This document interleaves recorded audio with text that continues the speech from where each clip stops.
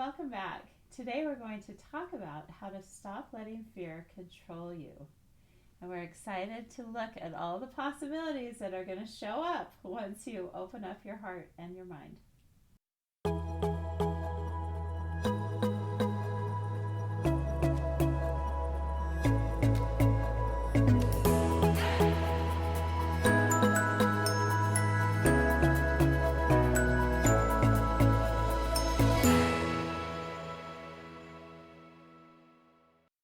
So, how do we stop letting fear control us?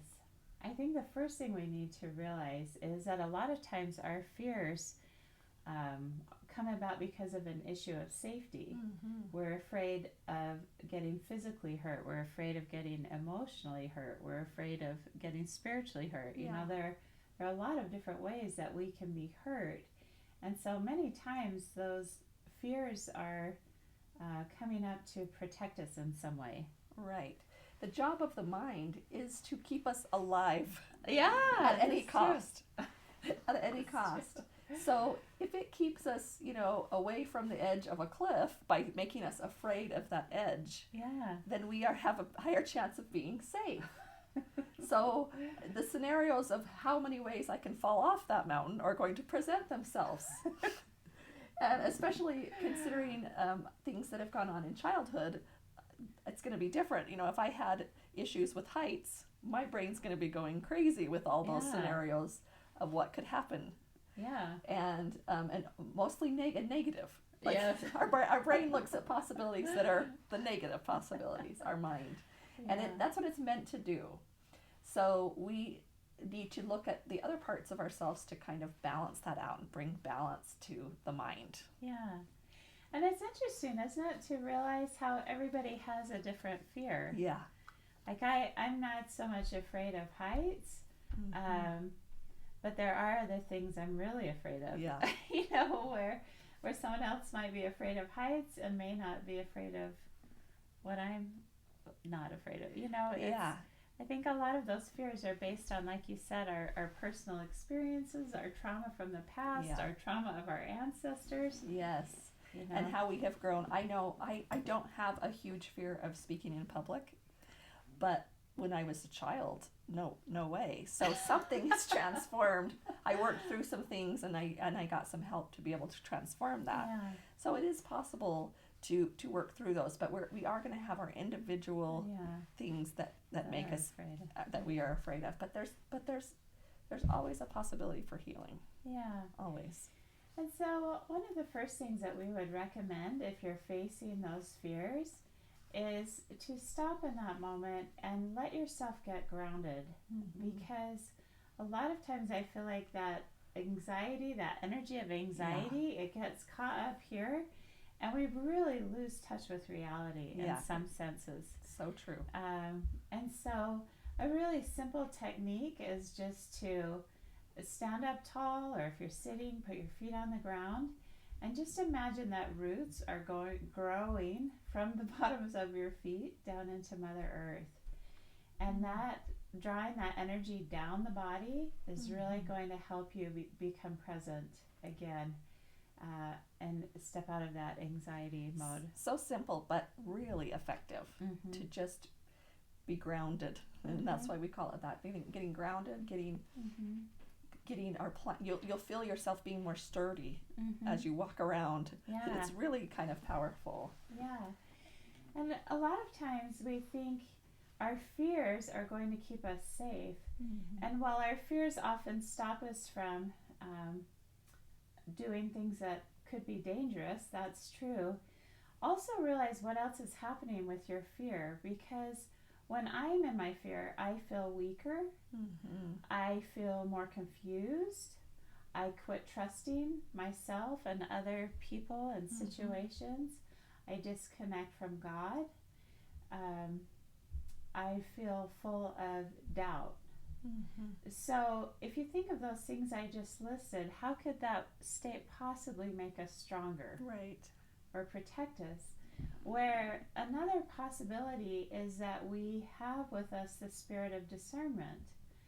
So that spirit of discernment is a gift from God that can help you know when there is danger or something present that's not good for you. Mm-hmm. And so when you connect to the spirit of discernment, you are connected to God, number one. You do feel stronger. You feel very clear in where you are free to move forward in your life. And it's a very different feeling. And so in our fears, we disconnect from our faith. Faith and fear fear and faith cannot exist at the same time together. Mm-hmm. So a lot of times we're disconnecting from our very personal, spiritual, divine inspiration that is available to us. So as we step out of our fear and step back into our faith and trust that we will know when something is really harmful to us or dangerous to us, then we're free to move forward. And I just saw the movie Harriet about Harriet Tubman, and oh my goodness, if you want to understand the spirit of discernment, then go watch that movie, because that is what guided her to freedom. And certainly she could have been afraid, running for her life and running for her freedom. Mm-hmm. She could have been filled with fear, and that would have shut her down. But she stayed connected to God and listened to that spirit of discernment within her, and it helped keep her and many others safe. It was incredible. Alternatively, you talked about in the last video, that feeling of fear, which I sometimes tell people the feelings of fear in the body are similar to excitement. You know, they kind of happen in excitement. So sometimes it's that fear that comes in to help us try something new. Yeah. So that is more when we use our discernment to see what the fear is trying to say to us. Right. And it is scary to try something new. It is scary to walk to new heights. I just hiked a mountain a few weeks ago with my husband. We hiked Angel's Peak in Zion's, and that was terrifying, but it was so exhilarating at the same time. Incredible views, incredible vistas. Just there are things that you will want to do in your life that will produce fear within you, but if you can really get down to the root of what that fear is helping you discern or stopping you from, I think it will help you know when to lean into that fear and try something new, or let that fear pull you back. Yeah, because the fear is it's controlling you at that point, and that's what we're talking about is there's something that exhilaration is not controlling you. Yeah. Where the other one is. Yeah, for sure. So how do we begin to shift it? So we are also aware, we become aware of it, we accept that we have that fear in us. That's a moment of recognizing I am feeling fear. And sometimes the word fear isn't exactly how it feels. So it's helpful to kind of root it down to the fear. And then we have an exercise that we want to share with you. So if you could get a paper and a pencil or a paper and a pen and make 2 columns, and on one side we want you to write the word fear, and on the other side we want you to write the word possibilities. So just pause the video while you run get a pen and paper, and then start it again. Yeah. Okay. So take the scenario of applying for a new job. So that's something that can cause some fear, because we have the opportunity to be rejected. And so if we stick with that fear and let that fear control us, then we might not apply for that new job. Right. So if we write on one side, applying for a new job, the possibility, the thing that we're fearful of is that we will be rejected and that we will not be given the job. Then on the side of the possibilities, let's answer. So for you, ask yourself something that you are afraid of. And then let's go through some of the possibilities, because what's true is that possibility of being rejected is true, but it's only one of the possibilities. And so... And even in that possibility, so if you are rejected, so what? Then we have another... It just means it's not the right one for you. Right. It's okay.